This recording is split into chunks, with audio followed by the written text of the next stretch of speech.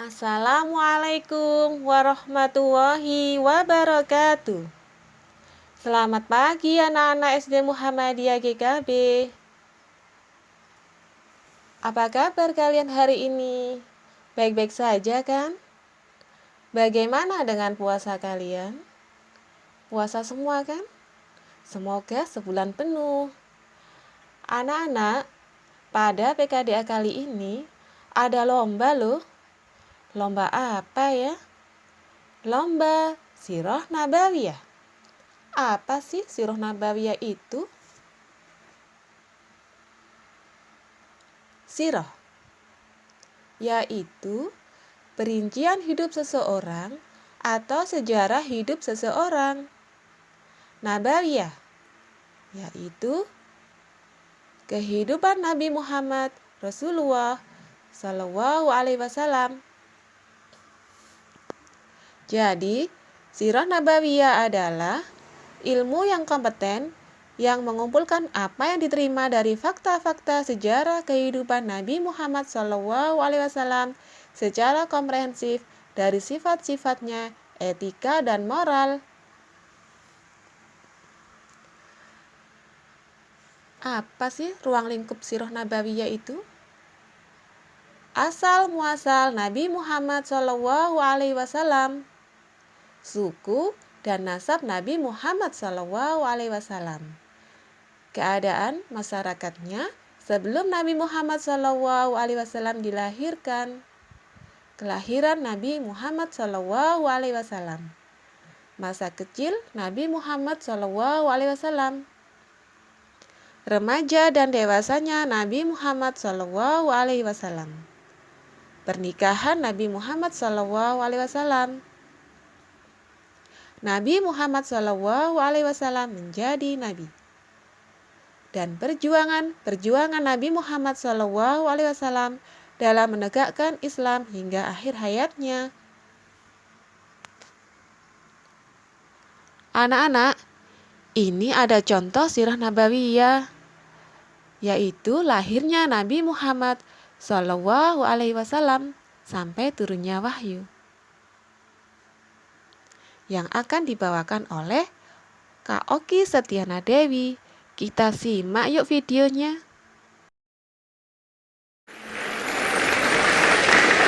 Pemirsa yang dirahmati oleh Allah Subhanahu wa Ta'ala, pada hari ini kita akan sama-sama mendengar tentang sebuah kisah tentang orang yang paling kita cintai, orang yang paling kita sayangi, dan orang yang paling kita rindukan untuk terus bersama-sama dengan beliau di surga Allah nanti. Marilah kita simak bagaimana kisah kelahiran sampai turunnya wahyu kepada Nabi kita, Nabi Muhammad Sallallahu Alaihi Wasallam. Nabi Muhammad Sallallahu Alaihi Wasallam lahir pada tanggal 12 Rabiul Awal pada saat tahun gajah. Dinamakan tahun gajah karena pada saat itu ada seorang raja Yaman yang bernama Abraha, sangat benci dengan Ka'bah dan Mekah. Karena Mekah dan Ka'bah membuat orang-orang berbondong-bondong untuk datang ke negeri tersebut, berbondong-bondong untuk berkumpul, beribadah, menyembah berhala-berhala di sana dan melakukan perdagangan-perdagangan yang hebat di sana, membuat Raja Abraha menjadi iri dengan keadaan Mekah dan Ka'bah yang senantiasa ramai tersebut. Sehingga Raja Abraha pun pada akhirnya memanggil pasukan-pasukan bergajahnya untuk menghancurkan Ka'bah supaya tidak ada orang lagi yang datang ke sana. Maka tentara-tentara bergajah itu pun pada akhirnya hendak menghancurkan Ka'bah. Namun seperti yang dijelaskan dalam surat Al-Fil, datanglah burung-burung yang pada akhirnya membawa di dalam mulutnya berupa batu-batu sijil, batu-batu yang berisi api-api dan menghancurkan seluruh tentara-tentara bergajah. Sehingga Abraha dan tentara bergajah mati di tempat itu. Pada saat itulah kelahiran Nabi Muhammad SAW dari pasangan Abdullah dan Siti Aminah. Kelahirannya pun membawa keajaiban yang luar biasa. Allah Subhanahu wa Ta'ala memerintahkan kepada seluruh malaikat untuk membuka pintu-pintu syurga. Dan yang ada di bumi semuanya menjadi tentram, semua menjadi tenang, langit menjadi tenang, angin kemudian bersepoi-sepoi, tanaman-tanaman menjadi subur, dan yang terjadi dari bayi tersebut keluar cahaya yang sangat luar biasa menerangi seluruh kota. Maka itulah kelahiran dari seorang bayi yang belum pernah ada namanya sebelumnya, Ahmad atau Muhammad. Yang kehadirannya sudah diprediksi dari kitab-kitab sebelumnya, Injil, Zabur, Taurat, dan diberitahukan pada nabi-nabi sebelumnya. Nabi Muhammad SAW lahir dalam keadaan yatim karena sejak masa kandungan sang ayah Abdullah telah meninggal dunia. Maka ketika Nabi Muhammad SAW dilahirkan, kebiasaan penduduk pada saat itu adalah menyerahkan sang bayi untuk disusui pada seorang wanita yang tinggal di pedesaan. Pertama kali disusui oleh Thuwaibah yang menjadi ibu susu bagi pamannya juga Hamzah bin Abdul Muthalib hanya beberapa hari saja. Kemudian disusui oleh seorang wanita pedesaan bernama Halimatus Sa'diyah. Ketika Rasulullah SAW disusui oleh Halimatus Sa'diyah dibawa ke pedesaan, maka terjadilah hal-hal yang luar biasa pada desa tersebut. Tanah-tanah menjadi subur, ternak-ternak terus berkembang biak dengan sangat banyak. Maka Halimatus Sa'diyah sangat mencintai Rasulullah SAW, bahkan dianggap sebagai anaknya sendiri. Di masa kecil ini pula Rasulullah SAW didatangi oleh malaikat Jibril, dibelah dadanya dan dicuci jantungnya untuk disucikan diri Muhammad SAW.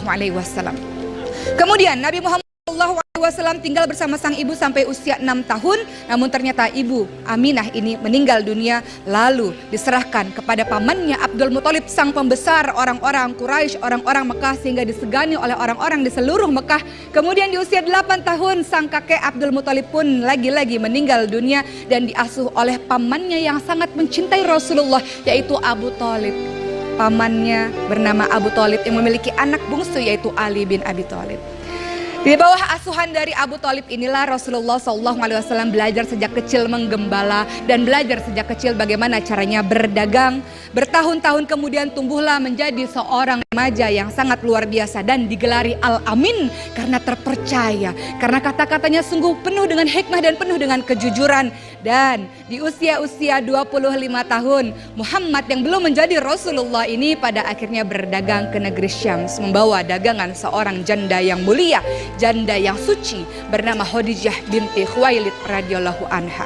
Ternyata dari hasil perniagaan tersebut Rasulullah SAW atau Muhammad pada saat itu membawa keuntungan yang berlipat-lipat, sehingga teman seperjalanannya bernama Maisarah memberitahukan hal itu terhadap Khadijah binti Khuwailid, dan Khadijah binti Khuwailid pun terpesona dengan Nabi Muhammad SAW.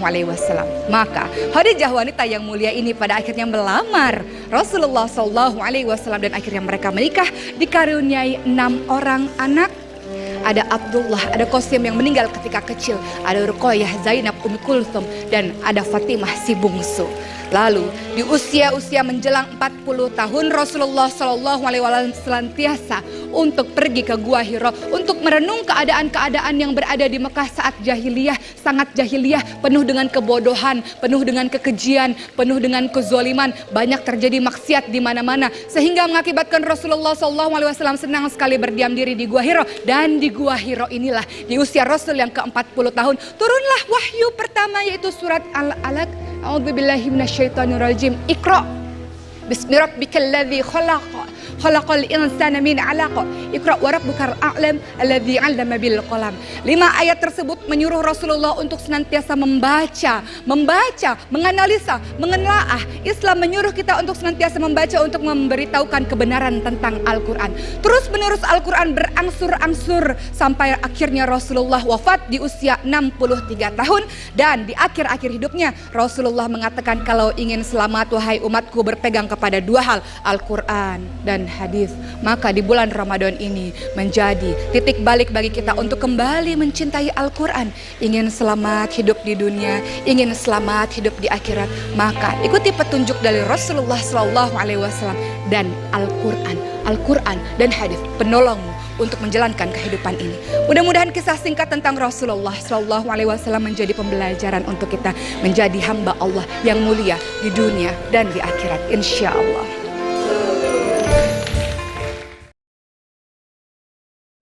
Bagaimana adik-adik videonya? Menarik bukan? Nah, sekarang kalian ikuti lomba sirah nabawi ya. Carilah cerita yang lain dari Nabi Muhammad SAW.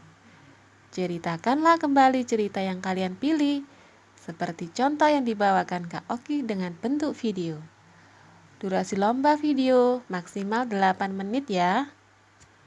Kami tunggu video terbaik kalian. Ada hadiahnya loh. Sampai jumpa. Assalamualaikum warahmatullahi wabarakatuh.